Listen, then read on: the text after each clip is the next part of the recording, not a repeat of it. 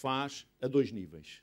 Primeiro, é uma concorrência entre destinos. Ou seja, o cliente, quando está a decidir, decide primeiro qual é o destino. Só depois é que decide qual é o hotel ou o produto que vai consumir. Ou seja, o que é que isto quer dizer? Quer dizer que numa primeira fase eu tenho que ter uma ligação, tenho que estar conectado, se quiser, porque temos que ir com escala aos meus concorrentes. Portanto, aos meus concorrentes e a outras pessoas que têm, ou outras entidades, nomeadamente as que têm influência na área da promoção, na área das câmaras municipais, etc., que têm influência sobre o meu produto turístico. E, portanto, temos que ir em conjunto para fazer a promoção do destino. E, portanto, tem que haver aí uma primeira ligação. Depois, a questão da conectividade, e nomeadamente a conectividade com o mercado, é fundamental, porque hoje a diferença na conta de resultados de uma empresa que vende direto, em vez de vender através de operadores turísticos, sejam eles tradicionais, sejam eles online, representa cerca de 20%. Ou seja, um cliente que vem através de um operador turístico, eu pago uma comissão de 25%. O mesmo cliente a quem eu presto o mesmo serviço, se eu conseguir captar diretamente o custo que eu tenho com ligações, com investimento que tive que fazer ao nível dos meus sites, dos meus centrais de atendimento, etc., não me custa mais do que 5%. E, portanto, eu tenho aqui um diferencial de 20%. Portanto, se eu conseguir ter a ligação ao mercado, e se conseguir trabalhar isto, tenho aqui 20% das minhas vendas para poder fazer isto. E daí ter evoluído tanto toda a questão do comércio eletrónico e toda a questão da importância da presença das marcas junto do mercado. E depois também, obviamente, a rede de parceiros. Portanto, em termos de mercado. Mas dentro das unidades, hoje, os clientes têm que estar todos eles conectados. Quer dizer, hoje é impensável. Aliás, é a nossa maior fonte nós temos hotéis com novos e temos hotéis que têm 30 e hotéis que têm 40 anos. E, portanto, a maior nossa fonte de reclamações é exatamente o não termos rede internet, banda larga, free, acessível a todos os clientes. Isto é a nossa maior fonte. Cada vez que resolvemos isto, 60% das nossas reclamações ficam resolvidas. E, portanto, os nossos ratings no TripAdvisor e nos social media sobem imediatamente. Portanto, as pessoas hoje querem ter aquilo que têm em casa e, como sabem que em casa lhe custa pouco, nos hotéis já estão a pagar pelo quarto, também não lhes pode custar. Portanto, não estão dispostas sequer a pagar. Têm que ter livre. E, portanto, isto hoje é um fator também, em termos das facilidades que o hotel tem de ter. Antes, isto começou com as piscinas, e as piscinas indoor e outdoor, depois passou para os spas e hoje é a internet. A internet free e com base de dados, com a possibilidade de fazer tudo aquilo que se pode fazer em casa, fazer exatamente nos mesmos hotéis e sem custo. Portanto, o custo tem que ser da unidade, não pode ser pago ao cliente. Depois, em empresas, como vos disse, na área hoteleira, que é essencialmente onde nós estamos, existem economias de escala brutais. Mas para retirar essas economias de escala é preciso investir em sistemas. E, portanto, em sistemas de back-office, sistemas de front-office interligados, consigam fazer uma gestão conjunta. Nós, por exemplo, foi um grande investimento e foi aquilo que permitiu ao grupo crescer e estar hoje em 16 países, foi exatamente isso, ter investido primeiro numa rede de back-office e depois também de front-office, que é integrada, que é única para todos os países, onde conseguimos acompanhar todas as operações a todo o momento, a partir dos nossos serviços partilhados que estão aqui em Lisboa. E, portanto, a partir de Lisboa, nós conseguimos saber até como é que correm as vendas em lugares tão longínquos como o Bazarute, e, portanto, mas foi um investimento que se justificou. Também é importante a conectividade depois no pós-venda, porque nós temos que conseguir manter a ligação aos nossos clientes, primeiro para os ouvir e para saber aquilo que gostam e aquilo que não gostam, e a segunda coisa para poder fidelizá-los, ou pelo menos, se não há uma fidelização, porque se é possível fazer fidelização em hotelaria de cidade, em hotelaria de resort, as pessoas gostam de variar destinos, etc., mas é pelo menos que haja uma repetição alguns no tempo, ou então alguma notoriedade da marca. E depois, a conectividade também foi importante em termos do Grupo Stana, em termos do seu processo de internacionalização. Porque quando nós pensámos em internacionalizar, quer dizer, o grupo faz o primeiro movimento que faz é nacionalizar-se, porque saiu da Madeira, onde já tinha 6 ou 7 hotéis, e veio para o continente. E isso é um primeiro salto. E para um grupo familiar, com uma equipa de gestão muito baseada na família, fazer esse movimento nem sempre é fácil. Isso foi o primeiro objetivo que foi alcançado. E, portanto, viemos para o Algarve, para Lisboa, etc. O segundo era em fazer a internacionalização, começar então o processo de internacionalização, que era crucial, porque se o alojamento é preciso escala é preciso estar lá fora também. Ora, onde é que o grupo foi? Foi primeiro para os países que falam português. Não é? Primeiro para a África, Moçambique, a seguir Brasil, Cabo Verde, São Tomé, ou seja, são nos países onde havia, em princípio, maiores afinidades culturais, pois em alguns países não é assim tanto, mas naqueles onde pensávamos que eram mais afinidades culturais, aqueles os primeiros onde se arriscou e se fez esse processo. E, portanto, isso tinha a ver, obviamente, por ser mais fácil estabelecer a tal rede de parcerias e a tal conectividade. Numa segunda fase, obviamente, quando se conseguiu ganhar isto, então estava apto para dar saltos e vir para a Europa e para outros mercados até mais competitivos e menos protegidos. E, portanto, outra importância muito grande no nosso modelo de negócio, portanto, também em termos estratégicos e que a conectividade tem sido importante, tem sido ao nível da rede de parcerias que o grupo tem. O grupo tem um modelo de negócio que é diferente dos outros do setor do turismo. No setor do turismo, a cadeia de valor está muito espartilhada, portanto, há quem investe em hotéis, depois há quem o gere, portanto, as gestoras geralmente não são os investidores, não são quem os constrói, tudo isso está muito definido. O grupo não tem nada disso. O grupo compra terrenos, faz projetos, aprova-os, financia-os, acompanha a construção, obviamente as construtoras é que os constroem, mas acompanha a construção e a seguir abre-os e faz a operação. Portanto, faz toda a cadeia de valor deste negócio. Ora, é muito importante para conseguir fazer isto uma rede de parcerias muito forte. E uma das coisas que nós nos orgulhamos dentro no Grupo Stani, que tem sido um dos seus pontos fortes, é que temos conseguido, com essa rede de parcerias, fazer hotéis em Portugal e lá fora, cumprindo prazos e cumprindo orçamentos. Eu estou há 15 anos no grupo e lembro-me que o projeto que teve maior, se quisermos, maior desvio orçamental foi um projeto que teve um desvio de 3%. De resto, os orçamentos são cumpridos e alguns deles até fica ligeiramente ali abaixo daquilo que estava projetado no início. Isto só é possível quando temos uma rede forte ao nível das empresas de construção, com quem trabalhamos, já há um nível de grande confiança, com parceiros tecnológicos, que geralmente mantemos e são os mesmos, e, portanto, e ao nível depois da cadeia de valor, tudo aquilo que é necessário para os equipamentos dentro das unidades. Muitas através de empresas portuguesas, muitas delas empresas portuguesas, as tais do Norte, que são muito fortes em termos deste setor e com muitas exportadoras também e que também são nossas prestadoras de serviço. Portanto, esta ligação em rede a todas essas unidades e esses outros parceiros tem sido fundamental na nossa estratégia. Portanto, eu diria, conectividade, quando, enfim, vi o documento que me foi apresentado pela Missão Crescimento, estou aqui a ver aquilo que é um dos fatores chaves para este setor de atividade e para levar uma estratégia empresarial neste setor de atividade em frente. Obrigado. Mudando agora de setor de atividade, sei que a Dielmar já tem cerca de 400 pessoas, certo, tem tido um processo de crescimento nos últimos anos a nível internacional, também com expansão em vários países, exporta para 25 países, correto? Já vai em 30, já estou desatualizado. E que também vestiu a seleção nacional, certo? E nos últimos anos tem tido aqui um processo de evolução e a minha questão, também junto com o próprio setor, e lhe perguntar, na mesma linha, em que moldes é que a própria conectividade destas relações de parceria aos vários níveis tem sido um fator para aumentar a competitividade do grupo no exterior. Em primeiro lugar, muito obrigada à Associação Missão Crescimento pelo convite. É um tema que me é muito caro, aquele que nos traz aqui todos. Há muito tempo que eu sou uma patriota compulsiva e também uma defensora do coletivo compulsiva. Há muitos anos e a minha experiência tem sido muito nessa área.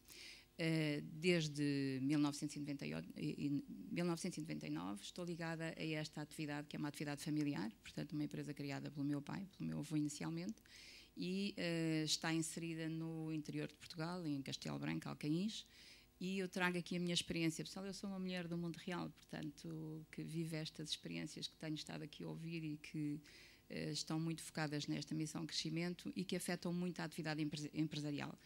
A conectividade é efetivamente para mim o fator-chave em Portugal para que o sucesso seja atingido e eu antes falava em parceria colaborativa, é a mesma coisa no fundo, que é aquilo que pode trazer a um país como o nosso que tem uma escala pequena e que tem uma atividade empresarial também que é muitas vezes dificilmente escalável, não neste caso do turismo e nesta primeira intervenção, mas em muitas outras, e nós temos sentido exatamente essa dificuldade em escalar e em estar no mundo, sobretudo quando estamos a trabalhar com fatores competitivos débeis, e em que Portugal não tem conseguido criar um ambiente facilitador da atividade empresarial, sobretudo porque também não dinamizou a conectividade e não dinamizou as parcerias colaborativas. Eu penso que isto é um problema cultural que nós todos temos que ultrapassar e na Dialmar aquilo que temos tentado é, por esta via da conectividade e por esta via da parceria colaborativa, tentarmos chegar aqui a algumas soluções. Esta empresa foi criada de uma pequena alfaiataria, portanto, num mundo empresarial onde, como começou, era um operário especializado e empreendedor, o meu avô, e a partir daí foi criando à volta um ambiente facilitador da atividade da alfaiataria e da costura. Alcaíns praticamente, enfim, era uma aldeia pequenina, mas tinha mais de 20 alfaiates e tinha mais de 500 costureiras, portanto era revelador naquele local, e depois o resto eram pessoas que estavam ligadas a outras artes manuais, portanto era uma aldeia onde a arte e o empreendedorismo foi sempre muito latente e esteve sempre na base do desenvolvimento económico. A Dialmar, quando apareceu, foi uma visão dos alfaiates que estavam com o meu avô, os filhos, que quiseram sair das asas do pai, quiseram crescer e começaram a ver que o mundo do pronto a vestir podia aparecer se eles dessem um empurrãozinho, porque havia muitos alfaiates pelo país. Portugal sempre teve esta atividade também, ainda hoje existem alfaiates tradicionais e, portanto, foi uma visão estratégica empreendedora naquele momento, numa pequena aldeia do interior do país, em que quatro alfaiates decidiram perceber que podiam impulsionar o pronto a vestir. E foi assim que começou. Os pequenos alfaiates que existiam, a Dialmar, digamos que os fundadores da Dialmar, foram oferecer já produto feito e disseram-lhes, em vez de estares aí tanto tempo a construir um fato, eu faço-te lá mais rapidamente, tenho lá muita gente, e tu vendes mais depressa. E assim começou o Pronto a Vestir em Portugal. Foi basicamente no impulso que a Dialmar, há 50 anos, enfim, já com uma história de mais 50 anos, não é? De acréscimo de experiência participada e partilhada, em que eles realmente tiveram, nessa altura, essa visão. Mas depressa, em Alcaíns, a visão era curta e o Portugal passou a ser muito curtinho e começaram a pensar em Espanha e depois começaram a pensar em França. Porquê? Porque tínhamos um mercado da saudade ali e os contactos bilaterais entre portugueses lá fora com pessoas da terra, portanto, de Alcaíns e daquela zona, começaram a frutificar. Hoje essa conectividade do mercado da saudade e dos portugueses não está perfeita, não está explorada, e eu acho que é uma fonte de desenvolvimento da colocação de produtos portugueses lá fora. Terá que ser obrigatoriamente também por essa via e pela via da diplomacia comercial. Portanto, são duas áreas de conectividade muito fortes, de ligação da atividade empresarial portanto, à internacionalização e à exportação do produto. E eu diria que hoje em Portugal a AICEP já faz algum trabalho, o Ministério dos Negócios Estrangeiros também tem feito algum trabalho, mas penso que há alguns objetivos que estão por concretizar e algumas ações que poderiam ser. São ações simples. Eu costumo dizer que em Portugal, com coisas simples, nós vamos atingir soluções muito grandes. Temos é que fazê-lo em parceria, temos é que criar condições em que esta conectividade entre as partes que dão input e aquelas que podem dinamizá-lo e trabalhá-lo em output possam estar ligadas. E este fator em Portugal, eu diria que ainda tem muito para trabalhar e muito para fazer. Os responsáveis, naturalmente, somos todos nós, mas basicamente tem que haver, enfim, um objetivo bem trabalhado, uma ação bem definida e um Ministério dos Negócios Estrangeiros que esteja empenhado nesta posição empresarial e empreendedora.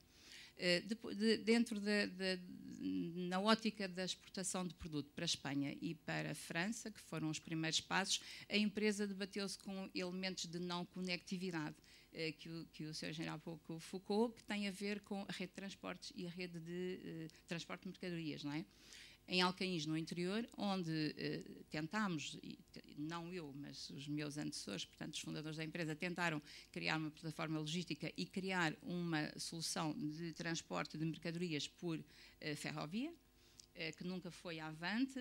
Lá está, portanto, a conectividade e a necessidade de ter havido e de haver uma estratégia, no fundo, dos transportes em Portugal, que tivesse previsto em determinadas zonas onde a economia empresarial e industrial era forte, como era o caso daquela zona da Beira Interior. A Covilhã era fortíssima no lanifício, Covilhã, Tortozendo, Belmonte, Alcaíns, Cebolais tinham, naquela altura, mais de 1000 empresas industriais que trabalhavam no lanifício, portanto, no têxtil e na confecção, e depois toda a terceirização que foi crescendo à volta destes setores. Esta conectividade ao nível da rede escolar, da rede da inovação tecnológica e dos transportes não funcionou. E eu posso dizer que neste momento, de mais de 1200 empresas existentes, hoje existem no têxtil 2 e na confecção 3. O que é, comparativamente, eu diria que foi enfim, foi muito falado o Val do Ave, mas a zona da Covilhã não foi falada, talvez por estar mais no interior do país, por ser uma zona com menos força política e económica, que foi desgastando ao longo do tempo por esta falta de conectividade.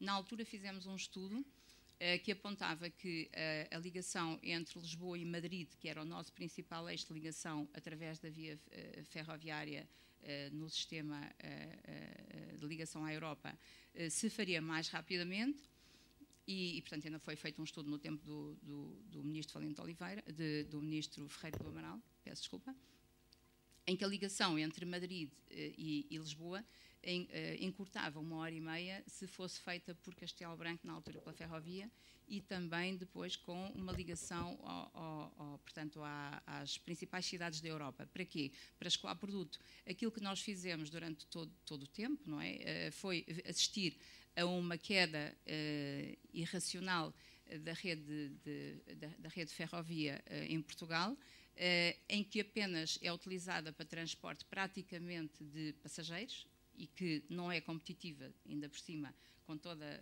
a estratégia de rede viária e de autoestradas que foi feita, e dos portos que também não foram desenvolvidos. Isto é, todas estas indústrias que existiam no interior do país, se tivessem tido, na altura, algum ambiente favorável para o seu desenvolvimento e chegar à Europa e chegar ao mundo e poder exportar o seu produto e não ficar apenas confinado ao território nacional ou a quem vinha comprá-lo a preços baixos, que é o que ainda hoje acontece. Nós ainda hoje apenas vendemos mão de obra nestes setores de atividade, que já são muito curtos, mas é aquilo que ainda acontece em Portugal. Se tivéssemos criado essas condições, eu penso que Portugal teria sido um portentado económico neste setor tradicional que se está a reinventar ainda hoje, não é? Portanto, e que assistimos a muitas indústrias que ainda assim, contra estas marés e contra esta falta de estratégia e de conectividade que fosse facilitadora do seu ambiente empresarial, ainda assim sobreviveu, e temos muitas indústrias que ainda estão vivas no país, a maior parte delas neste momento ainda no norte, mas muitas delas ainda naquela zona do interior. Mas aquilo que vemos é realmente a falta deste tipo de estratégias que não acomodou um pouco o ambiente facilitador para o desenvolvimento empresarial neste tipo de indústrias. A Dialmar sobreviveu, eu diria, porque muito cedo percebeu que tinha que ser uma marca, muito cedo percebeu que tinha que fazer algum trabalho ao nível de se reinventar como negócio, não apenas vender mão de obra, porque as empresas industriais no nosso setor hoje em dia vendem apenas minutos, mão de obra, e portanto eu li neste documento algo que para mim é muito caro, que é: Portugal não pode viver de salários baratos, temos que criar condições para desenvolver o emprego, mas também para melhorar os salários e o nível de vida das pessoas. Em Portugal ainda continuamos numa faixa de empregabilidade que está agregada aos setores tradicionais, vivemos ainda muito de mão de obra barata, isto é, vendemos minutos, basicamente. É um erro, mas é um erro que não teve, ao longo de todos estes anos, um pensamento estratégico. E continuamos, cada empresa, a conectividade aqui não existe. E eu não sei se está aqui alguém do ambiente associativo empresarial, mas eu sou muito crítica sobre isso, porque o ambiente associativo empresarial pulverizou-se ao invés de se agregar. Isto é, não se conectou, nem ao nível intrasetorial, nem ao nível setorial. Mesmo ao nível setorial foi pulverizado e nós assistimos ao longo de todos estes anos a uma pulverização de associações. Há associações para tudo e para nada, que não têm peso, nem têm capacidade sequer de se organizarem, nem sequer de criarem um plano comum, e a conectividade não existe. E por isso eu digo muitas vezes que é um problema cultural de Portugal, em que as pessoas vivem num individualismo muito forte. E eu digo isto neste setor da atividade, naturalmente que outras pessoas terão uma visão diferente porque estão noutros setores, mas neste setor aquilo que não se verifica é um desenvolvimento estratégico planificado, porque também não há atores, os empresários estão muito focados na sua atividade diária. Eu própria tenho que admitir isso, eu tenho que confessar aqui que não, eu disse à engenheira, agradeci o convite à engenheira Esmeralda Dourado, eu não tive tempo para me preparar, para estar aqui com vocês e poder partilhar ideias mais interessantes, porque não tive esse tempo, porque nós vivemos o nosso dia-a-dia de uma forma muito focada, ainda por cima, porque todos estes fatores de conectividade que foram ali identificados não existem na zona onde eu trabalho e no desenvolvimento empresarial que nós tentamos ter. Isto é, as universidades não estão conectadas com a indústria, os centros de inovação e tecnologia estão longe e também não estão preocupados em se aproximar da indústria. Doutorados, e eu vi há pouco este projeto e acho que é interessantíssimo, mas os próprios doutorados, quando chegam às indústrias, têm uma expectativa muito alta de que vão para laboratórios apenas e que vão continuar a trabalhar muitas vezes, e é a minha opinião pessoal, trabalhar muitas vezes em investigação pura e, portanto, a ligação ao mundo empresarial não se faz também por esse ambiente cultural dos próprios doutorados. Eu conheço muitos que a perspectiva deles é essa e, portanto, têm muita dificuldade em descer ao mundo real, em perceber qual é que é a necessidade que as indústrias têm. Eu, pessoalmente, neste momento, por exemplo, quero desenvolver um produto novo. Falava há pouco com o colega do lado, falávamos aqui que os fatos deviam ser climatizados, não é? E eu ando há muito tempo a tentar encontrar um tecido que seja verdadeiramente climatizado, mas não tenho, a empresa nem tem meios neste momento, nem tempo, eu diria, porque o foco da internacionalização e o foco da sua atividade diária absorve imenso as pessoas que estão nas rotinas da sobrevivência desta indústria tradicional naquele local. É que não estamos num local ainda por cima também favorável. Eu, se pudesse, punha umas rodinhas a Dialmar e punha pelo menos ali em Santarém, mas não consigo, não é? Portanto, e aquilo que acontece é que a ligação e a conectividade à área da formação e da informação das pessoas não existe também nestes territórios mais inóspitos. Ela é mais facilitada em Lisboa e no Porto, poderá ser facilitada em Coimbra, que tem pouca indústria e tem as universidades, mas depois nas zonas onde há muitas vezes indústria, a universidade não está lá, as escolas não estão lá, não querem. Eu vou dar este exemplo, não vou citar a universidade, mas eu vou dar este exemplo, foi real e ainda aconteceu este ano. Eu desloquei-me propositadamente a uma universidade, estive lá durante meia hora e pedi para ser recebida pelos responsáveis por determinados cursos e fui lá apenas pedir-lhes para conversar um pouco com eles e cheguei lá, a única coisa que eu fiz foi, olha, eu vinha cá tomar chá com vocês para vos dizer apenas que eu estou aqui a escassa meia hora, 3/4 de hora desta universidade, a empresa está ali ao lado, vocês estão aqui e não há relação de parceria em nada entre a nossa indústria e a vossa universidade. E vocês têm potencial, nós também. Se nos ligarmos, teríamos certamente um potencial maior, mas nós precisamos que vocês estejam disponíveis para nos ouvir e para trabalhar connosco, para se interessarem, para perceberem que nós estamos ali ao lado. E eu posso lhes dizer que desde esse dia até hoje não foi lá ninguém, portanto, reparem o interesse que esta universidade tem pelo meio real, pela economia real. Porquê? Porque também ou não têm meios, ou não têm... Há sempre uma série de fatores que as próprias universidades, que trabalham muito para dentro, é a minha opinião pessoal, as universidades trabalham muito para dentro, a relação com a indústria estabelece de formas muito curtas e muito apenas quando nós, na indústria, vamos com um projeto muito identificado, muito objetivo, uma ação muito concreta. Nessa altura, a universidade, ou o Politécnico, neste caso, focam-se e estão disponíveis para avançar nessa ação, nesse objetivo, mas muito concreto. Eu posso dizer que na Dialmar já fiz parcerias com escolas superiores, politécnicos e universidades, em que eu próprio ofereci um FII mensal, nós, portanto, negociei um protocolo com um valor mensal a pagar pela empresa para podermos desfrutar de um intercâmbio de ideias, de uma série de reuniões, podermos debater alguns temas, ter alguns grupos de trabalho, etc. E mesmo assim não foi fácil conseguir que isto resultasse. Isto para dizer o quê? Para dizer que a indústria, relativamente às necessidades que existem na conectividade com outros setores de atividade, é brutal. Nenhuma indústria pode sobreviver em Portugal, ainda por cima numa escala tão diminuta, sem haver esta conectividade com vários parceiros, sejam eles ao nível da formação e da informação, seja ao nível do próprio emprego, em que neste momento eu sou uma acérrima defensora de que os mecanismos da segurança social devem gerar empreendedores e não desempregados, e não estar apenas a beneficiar uma situação transitória das pessoas que muitas vezes se torna permanente.